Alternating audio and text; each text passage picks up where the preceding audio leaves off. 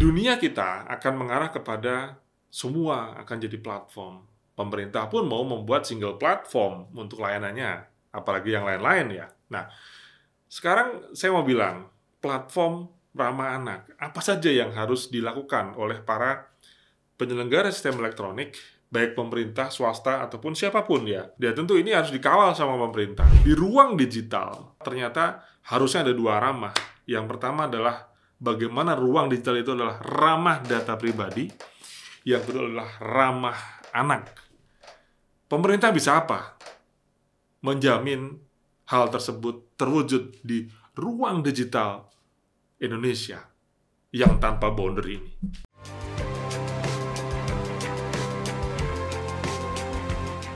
MIT Podcast menuju Indonesia Digital. Menarik sekali, perkembangan digital sejauh ini sudah sangat cepat ya. Bahkan bisa jadi percepatan teknologi ini tidak terakselerasi dengan literasi kita di masyarakat. Artinya apa? Teknologinya cepat banget, tapi literasi masyarakat kita begitu lambat. Ini sebuah dilema yang harusnya pemerintah begitu sadar gitu ya. Kami mau memotretnya dari mana? Ya tentu dari peraturan lah. Pemerintah itu kan regulator ya.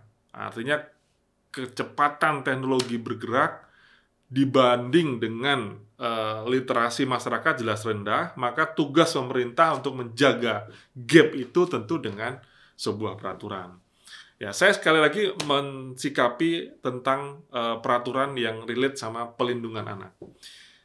Regulasi itu akan menuangkan satu hal, yaitu yang namanya platform ramah anak.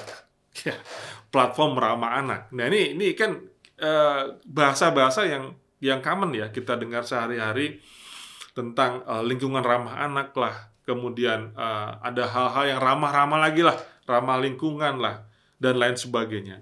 Di ruang digital, kita akan bicara ruang digital, ternyata harusnya ada dua ramah. Yang pertama adalah bagaimana ruang digital itu adalah ramah data pribadi, yang kedua adalah ramah anak. Pemerintah bisa apa? Menjamin hal tersebut terwujud di ruang digital Indonesia yang tanpa boundary ini. Kita bahas segera.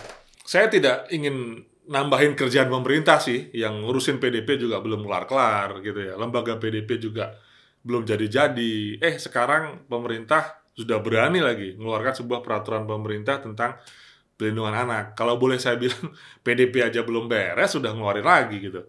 Ya memang direction itu lebih mudah dibuat, eksekusinya jauh lebih berat dari situ. Tapi nggak apa-apa lah, pemerintah sudah berusaha beritikat baik, tentu menjadi suatu kredit yang perlu kita hargai di sana. Kembali ke topik yang kita ingin bahas, yaitu tentang platform ramah anak. Ya, platform ramah anak itu semestinya menjadi sebuah jargon yang digaungkan terus-menerus di era sekarang bagi yang peduli untuk Indonesia ke depan gitu ya.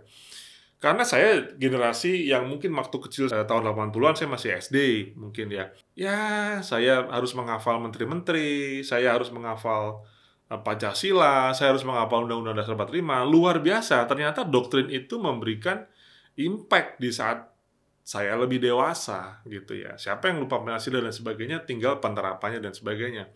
Di era yang berlimpah informasi ini menjadi sebuah tantangan yang sangat berbeda gitu ya. Nah, dunia kita akan mengarah kepada semua akan jadi platform.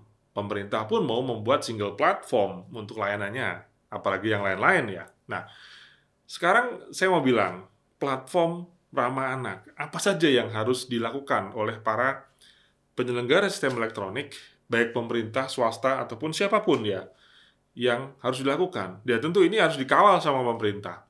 Saya lihat di Kementerian Komdigi itu ada Direktorat Jenderal Pengawasan Ruang Digital. Kalau saya baca sedikit di Wikipedia, itu ada beberapa tugas dan fungsinya. Salah satunya adalah pelaksanaan pemantauan evaluasi terhadap kebijakan tentang ruang digital dan pelindungan data pribadi.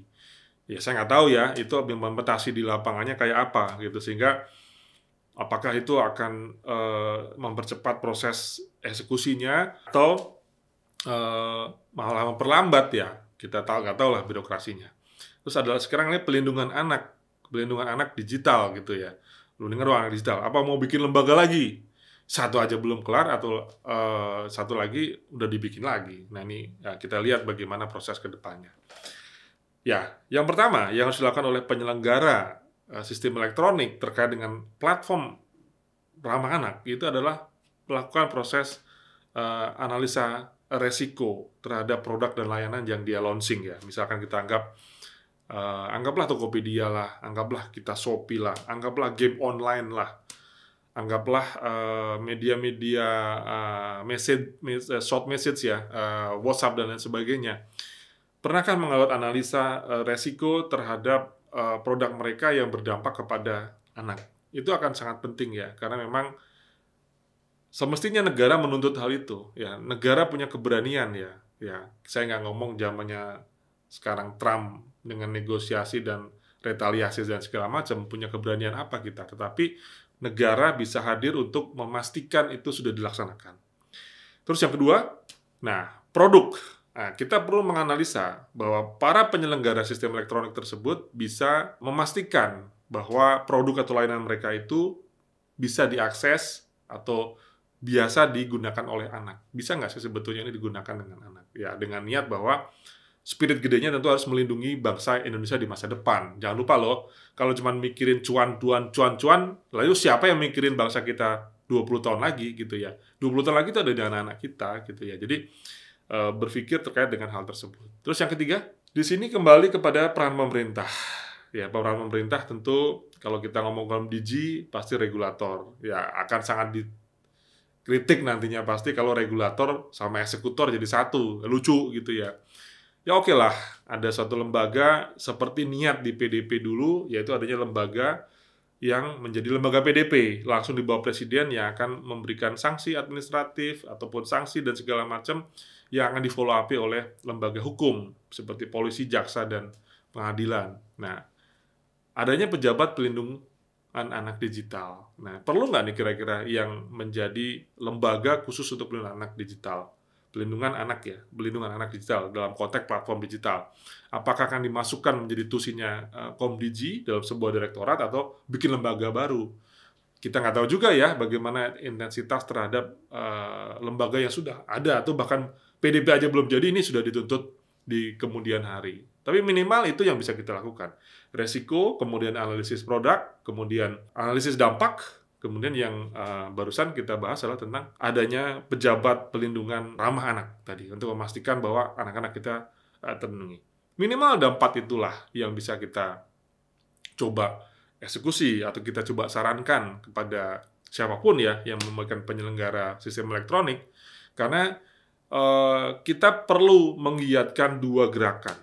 Nggak cuma ramah lingkungan untuk di dalam konteks dunia nyata, atau ramah anak dalam dunia nyata, kita harus membangun sebuah slogan baru, ruang digital yang ramah anak dan juga ramah data pribadi. Indonesia pasti bisa, tergantung niat kita mau melindungi apa? Cuan kita? Atau ada yang nggak yang masih mikir negara kita 30 tahun lagi? Kayaknya kita semua juga harus mencintai bangsa ini.